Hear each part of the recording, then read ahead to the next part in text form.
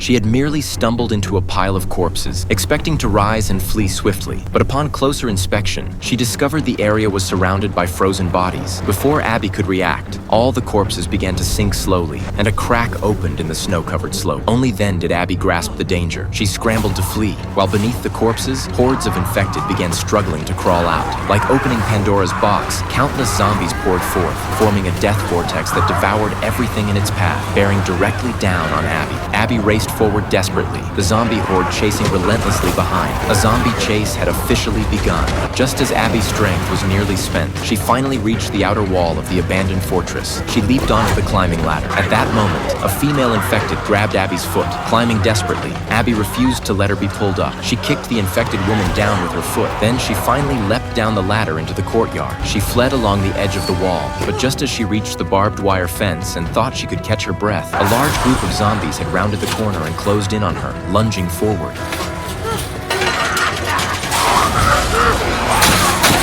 The barbed wire could no longer bear the weight of the horde and finally collapsed. Fortunately, these were mindless, primitive zombies, only capable of mindlessly lunging forward to bite. Abby could only crawl out through the narrow gaps created by the crushing pressure. As a member of Firefly Squad, Abby had seen similar scenes countless times. Under such intense pressure, she didn't panic. Instead, she steadily inched her way out, but the long-neglected barbed wire had developed cracks. A zombie crawled through one of the gaps. Abby had barely burst through when it knocked her to the ground. The zombie, relying on its special physiology, was about to sink its teeth into Abby's neck.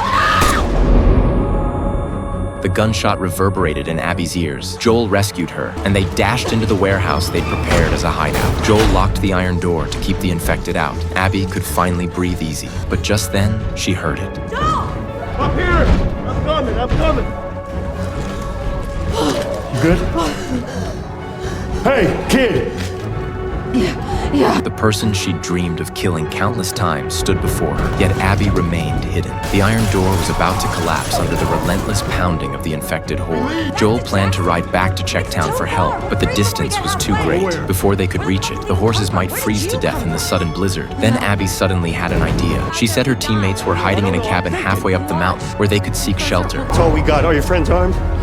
Yeah. Good. We're gonna need them. Soon, Abby and her two companions were locked in a fierce battle with the horde of infected. Another horde of infected creatures on the right hillside had also been drawn by the commotion, their numbers swelling as if by prearranged plan to converge at this very moment. Yet they abruptly changed course, heading toward Jack's town. The reason? Maintenance workers repairing the town's sewer pipes had discovered a blockage caused by a pile of dead branches. Upon clearing it away, they were utterly